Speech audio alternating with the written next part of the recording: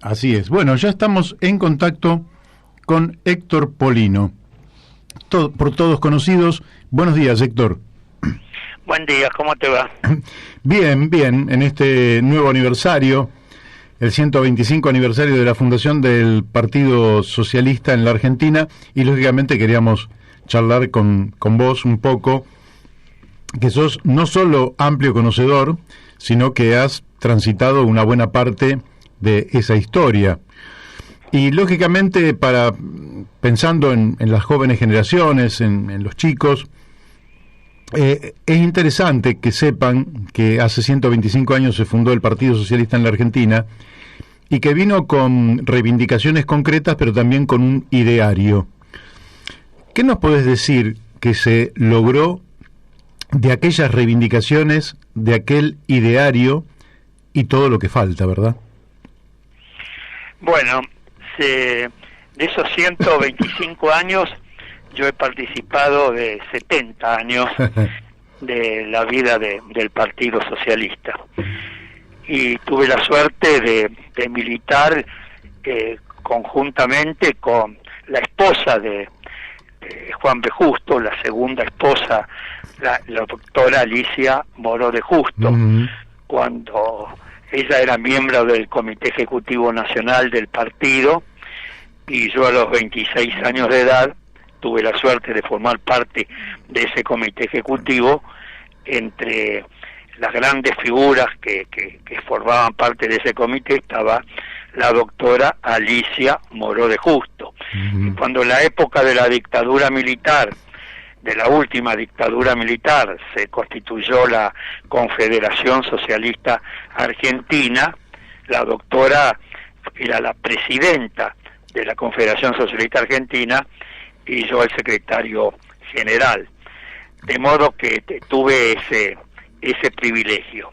Así es. Mira, en los 125 años del Partido Socialista en la Argentina, este fue el promotor, el iniciador de la legislación obrera, protectora de los derechos más elementales de los trabajadores y trabajadoras de nuestro país, con iniciativas presentadas por el propio Juan B. Justo, pero con el doctor Alfredo Palacios, que fue otro de los grandes del partido, fue el autor y el promotor y el impulsor de la legislación obrera protectora de los derechos más elementales de los trabajadores de nuestro país.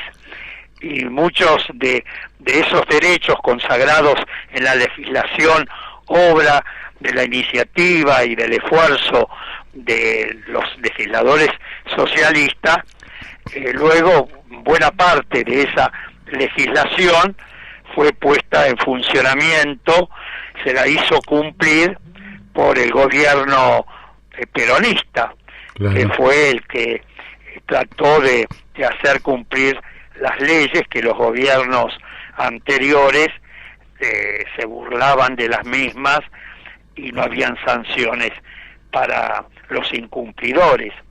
Sí. De modo que el Partido Socialista tiene una larguísima trayectoria, tanto en la gestión legislativa como en la gestión ejecutiva. No nos olvidemos de las intendencias de Teodoro Bronzini, por ejemplo, en Mar del Plata, la intendencia de Resistencia, que fue la primera intendencia gobernada por el socialismo en el país, o la de Zárate, con el compañero, a ver si vos me ayudás Aldo Arrighi. Aldo Arrighi, el gran Aldo Arrighi, sí, reelecto en varias oportunidades. Y ni que hablar de Hermes Wiener, que fue el intendente de la ciudad de Rosario, el primer gobernador socialista en la República Argentina. Así es. Gobernando con mucho éxito y fue reelecto la provincia de Santa Fe, luego con Miguel Lifchi, luego con Antonio Bonfatti, y una de las características del socialismo: jamás un legislador o un intendente o un gobernador socialista tuvo que transitar los tribunales de Comodoro Pi para rendir cuentas del manejo de los fondos públicos. Jamás. Juan B. Justo, que fue un médico ejemplar, instauró la frase de manos limpias y uñas cortas, que trató de imponerle a los médicos que junto con él hacían operaciones o cirugías en el cerebro de las personas, y los instaba a lavarse las manos y cortarse las uñas antes de efectuar esas intervenciones quirúrgicas, como una forma de preservar la salud del paciente. Y ese eslogan de manos limpias y uñas cortas que instauró Juan B. Justo en la medicina, en las intervenciones quirúrgicas que llevaba a cabo, luego la trasladó al campo de la política, al campo del Partido Socialista. Y los socialistas, hombres y mujeres que tuvimos el privilegio de representar al partido tanto en cargos ejecutivos como legislativos, fueron hombres y mujeres de manos limpias y uñas cortas, totalmente honestos, totalmente decentes en el manejo de los dineros públicos. Y creo que esa es el mejor legado y la mejor herencia que podemos transmitirle a los habitantes actuales de nuestro país y a las generaciones futuras. Así es. Y el 28 de junio de 1865 nació también Juan B. Justo, 31 años antes de la fundación del partido. Esa es una de las grandes y felices coincidencias del destino y de la historia, que el día que nació Juan B. Justo, un 28 de junio de 1865 en la ciudad de Buenos Aires, 31 años después, en 1896, el doctor Justo inauguraba el Congreso Constituyente del Partido Socialista en la República Argentina. Así es, uno de los partidos modernos, o quizás el partido más moderno en ese entonces. Y sobre los partidos políticos quería hacerte una pregunta. La Argentina tenía un conjunto de partidos políticos sólidos. El partido era el ámbito donde quien estaba comprometido o quería comprometerse con la cosa pública se acercaba al partido. El partido tenía doctrina, tenía una filosofía, tenía un programa, tenía maestros que enseñaban a las jóvenes generaciones para que se prepararan para gobernar la Argentina. Y eso implicaba un salto de calidad en el dirigente que iba a asumir la cosa pública. Hoy en día se trae a un personaje famoso por cualquier circunstancia, por ejemplo, el Dipi, que es un muchacho que canta cumbias en La Matanza, en fin, y podríamos dar tantos ejemplos. ¿No te parece que la Argentina debería darse nuevamente un debate acerca del rol de los partidos políticos como formadores de los dirigentes que van a conducir los destinos de la nación, de las provincias y de los municipios? Pero sin duda, sin duda. La crisis actual que vive la República Argentina, una crisis económica, política, social, es el producto de esa crisis de los partidos políticos argentinos, es el producto de la corrupción que se produjo en la vida política argentina.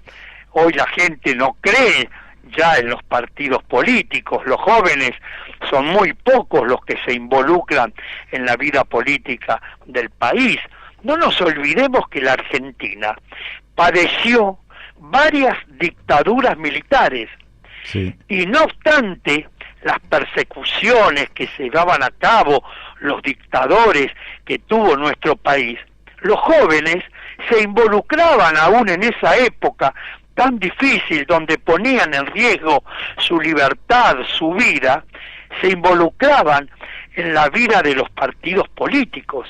así es. Hoy esas dictaduras, por suerte, ya no existen más en la República Argentina. Vivimos en democracia, donde se respetan los valores democráticos y la libertad. Sin embargo, buena parte de la juventud argentina no se involucra en la vida de los partidos políticos, que están hoy en buena medida desprestigiados. Y no obstante vivir en libertad, no obstante las dificultades económicas y sociales que se viven, la inmensa mayoría de la juventud hoy es indiferente y no cree en la vida política, no cree en los dirigentes políticos. Hay un total descrédito en la sociedad argentina en ese sentido.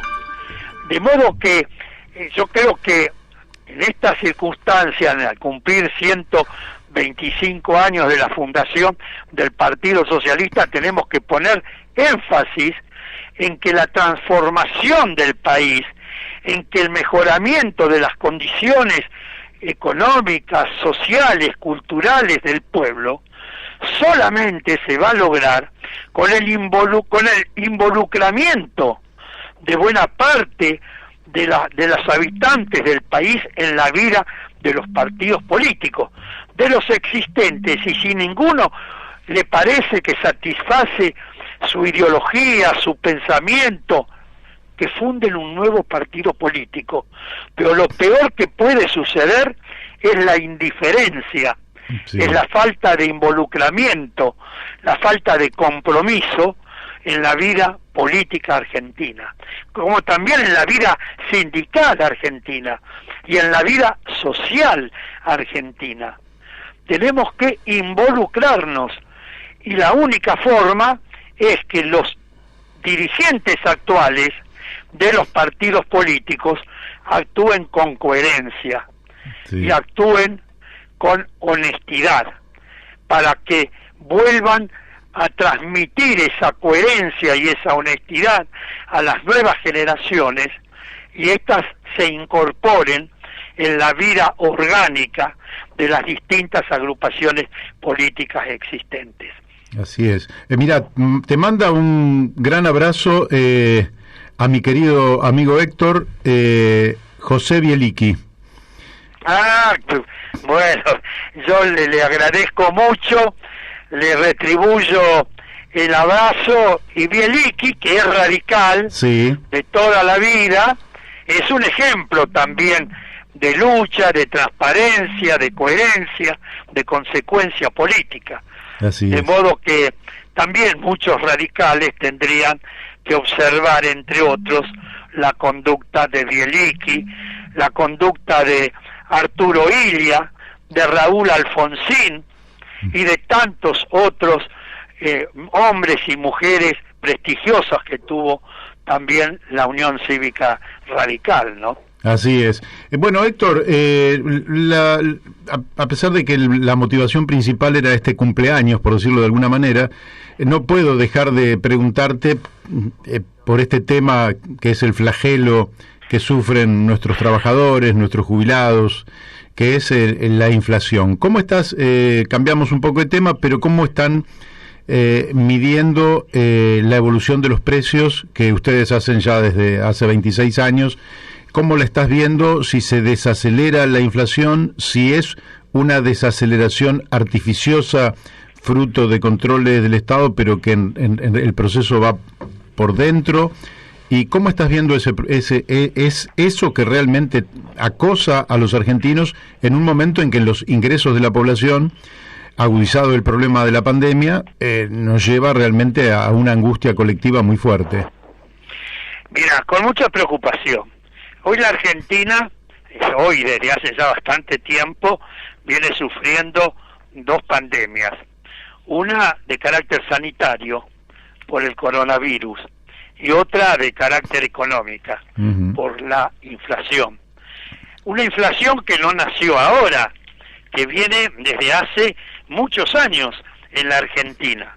Por eso es que el país conquistó y consolidó el tercer lugar en el mundo por el índice inflacionario que tiene. Y lo que veo que las distintas medidas que viene tomando el gobierno nacional actual, los distintos planes, las distintas iniciativas que ha venido tomando, ninguna dieron el resultado esperado, que es contener y disminuir el proceso inflacionario que vive la República Argentina. Y esto se debe a varios factores. Uno de ellos es que ya se ha instalado una cultura inflacionaria en el país. Claro. Se aumentan los precios por las dudas. Hoy nadie sabe cuál es el precio justo, lógico, razonable de un determinado producto. Hoy, en el mismo barrio, en la misma manzana, dos comercios distintos, el mismo producto, la misma marca, la misma categoría, tiene precios diferentes. Se ha dolarizado buena parte de la economía argentina, lo que es un verdadero desatino, porque en todo caso la variación del tipo de cambio tendría que incidir en el precio de aquellos productos que son importados, o en el precio de aquellos productos de fabricación o producción nacional que tienen algún componente importado, y en la medida que ese componente importado incide en la estructura de costos, pero no luego en el precio final del 100% del producto. Además, el importador toma el valor del dólar al valor oficial y luego coloca el producto en el mercado interno al valor del dólar paralelo. ¿Cuál es el problema central de la Argentina de hoy, Masitelli? Que no se cumplen las normas legales vigentes. Sí. Existen infinidad de normas legales, constitucionales y legales, que protegen los derechos de los usuarios de los servicios públicos y de los consumidores de los distintos bienes. ¿Cuál es el problema? Que las leyes no se cumplen y no se aplican las sanciones que las propias leyes establecen para aquellos grupos económicos que no las cumplen. Y el problema no está en el almacenero, en el verdulero, en el carnicero o en el panadero del barrio, porque no son formadores de precios.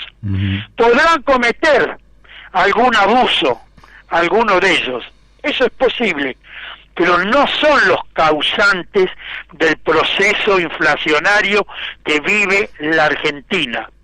Los responsables son las grandes empresas, los grandes grupos económicos, que son en la Argentina todos de capital extranjero. Y es a esos grandes grupos económicos a los que hay que controlar, aplicándole y haciendo cumplir las normas legales vigentes. Yo te voy a dar algunos datos concretos, porque en los medios masivos de comunicación social aparecen desde hace un tiempo muchos economistas que hablan con determinado lenguaje y utilizan cierta argumentación, que es la argumentación de los empresarios, claro, de los grandes grupos económicos. Vos no vas a ver a un gerente o a un accionista de Arcor, Mastellones, de Molinos Río de la Plata, de Ledesma, paseándose por los canales de televisión o por los medios o por las radios, explicando las causas de la inflación. son los voceros de los grandes grupos económicos. Yo te voy a dar algunos datos concretos. Si bien los números no gobiernan el mundo, por lo menos indican cómo el mundo está gobernado. Sí. Por ejemplo, en el primer trimestre del año 2020 y primer trimestre del año 2021, te voy a dar las ganancias brutas que tuvieron algunas grandes empresas. Arcos, en el primer trimestre del 2020, 11.192 millones de pesos. Uh-huh. En el primer trimestre del 2021, 15.212 millones de pesos. Un aumento porcentual de la ganancia bruta interanual del 35,9%. Mastellone, primer trimestre del 2020, 3.309 millones de pesos. Primer trimestre del 2021, 4.392 millones de pesos. Aumento de la ganancia bruta interanual, 32,7%. Molinos Río de la Plata, primer trimestre del 2020, 2.119 millones de pesos. Primer trimestre del 2021, 4.156 millones de pesos. Aumento de la ganancia interanual, 96,1%. Ledesma, primer trimestre del 2020, 3.012 millones de pesos. Primer trimestre del 2021, 3.753 millones. Aumento de la ganancia bruta interanual, 24,6%. Y así podríamos. Morixe, que es la distribuidora mayorista de harina, legumbres y semillas. Sí. Primer trimestre del 2020, 188 millones de pesos. Del 2021, 395 millones de pesos. Ganancia bruta interanual, 110,1%. Claro. Cresur, que es una de las empresas agropecuarias más importantes de la Argentina. Ganancia bruta en el primer trimestre del 2020, 1.104 millones de pesos. Primer trimestre del 2021, 2.708 millones de pesos. Aumento porcentual de la ganancia bruta interanual, 145,3%. Sí, claro. Con la pandemia en el medio. Con la pandemia en el medio, con el congelamiento de las tarifas de la energía eléctrica, del agua potable y del gas natural, con el programa, además de precios cuidados, con el programa de precios máximos que se instaló el 20 de marzo del año 2020, con precios de referencia al 6 de marzo del 2020 y que estuvo vigente hasta el 8 de junio de este año. Con la caída en el poder adquisitivo del salario de los trabajadores y de los saberes que percibe la clase pasiva, sobre todo de aquellos jubilados que perciben el haber mínimo, que es el 70% de los jubilados de nuestro país, a pesar de todas esas medidas y de las circunstancias especialísimas que vive el mundo y la Argentina como consecuencia del problema sanitario, los precios de los productos de la canasta básica de alimentos no dejan de aumentar. Tremendo. ¿Te das cuenta? A pesar de las medidas que tomó el gobierno con respecto al precio de la carne vacuna, vamos a ver ahora, en los próximos días, cómo se refleja en el precio de los distintos cortes, de los 11 cortes que el gobierno ha establecido, que tiende a favorecer a las grandes cadenas de supermercados, porque el precio de esos 11 cortes a valores económicos establecidos no es para las carnicerías del barrio. Entonces, el consumidor que quiere comprar un kilo de asado a ese precio establecido, no va a ir a la carnicería, va a ir al supermercado. Ahora, vos fijate, los supermercados tienen, en general, la góndola donde venden la carne vacuna, al final de la góndola, al final del local, con lo cual el consumidor, para ir a comprar ese kilo de asado más barato, va a pasar por las góndolas donde va a ver el resto de los productos. Y ya que está en el supermercado, bueno, va a poner en el changuito algún producto que está en la góndola que corresponde a almacén o a otro rubro, no precisamente a la carne vacuna. Claro. Con lo cual, los supermercados se van a ver seguramente favorecidos porque van a aumentar la venta de otros productos. Además, la mayoría de los supermercados tienen mataderos y frigoríficos propios,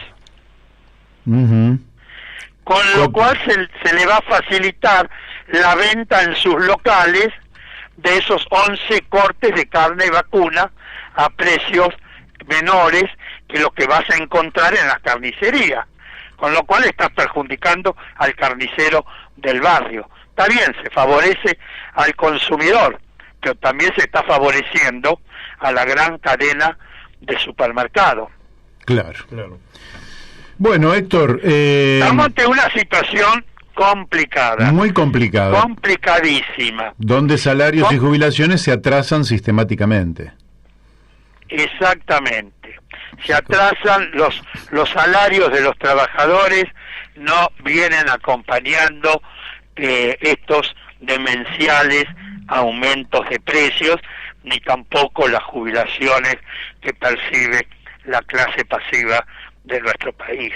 Ese es el problema. Ese es el problema y se llama ajuste el problema que estamos viviendo, porque en definitiva la inflación les ha servido para ajustar la economía en detrimento de los sectores populares. Exactamente.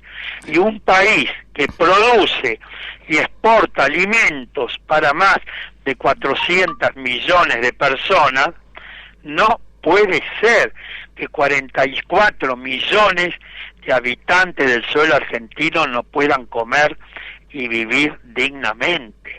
Vos fíjate, te doy un dato concreto. 15, 20 años atrás, en la Argentina se consumía promedio por persona y por año 75 kilos de carne vacuna. Hoy, de acuerdo a datos que dio la Cámara Empresaria de la Carne, se consume promedio por persona y por año 42 kilos y medio. De 75 kilos bajamos 42 kilos y medio. Y no porque nos hayamos hecho veganos, sí, es porque han aumentado los precios de manera demencial. No puede ser que un kilo de asado o de lomo en la Argentina se tenga que pagar como si los salarios se cobraran en dólares, sí, o las jubilaciones se percibieran en dólares. Como si el consumidor estuviera en la China, en Alemania, en Estados Unidos de Norteamérica, en Israel o en los Países Bajos. No puede ser. Bueno, estas medidas que está tomando el gobierno nacional tienden a desacoplar los precios del mercado interno de los que rigen en el mercado internacional. Hasta ahora no tuvieron éxito.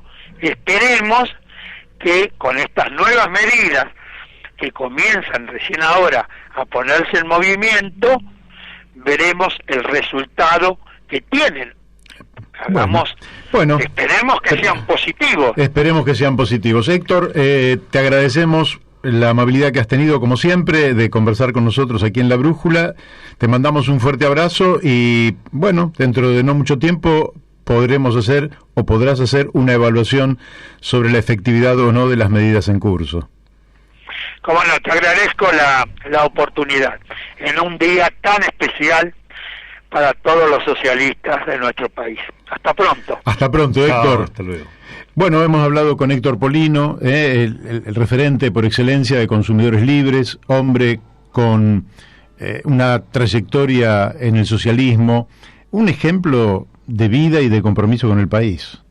Daniel, fíjate que Héctor, que tiene ya más de 60 años de militancia en política... 70, dijo. 70, sí, tenés razón, 70, con más de 80 años, todos los días empieza su labor, su trajín, muy temprano, trabaja todo el día en función del bienestar general. Yo a veces cuando pienso en que se premia a un cualunque que nunca se ha ocupado ni de las cuestiones nacionales, ni de la energía, ni de la comida, ni de todos los temas que hacen a la vida del pueblo, y vos decís, ¿cómo se pueden proponer esas personas cuando vos tenés gente que realmente le ha dedicado la vida con un compromiso y un ejemplo realmente admirable?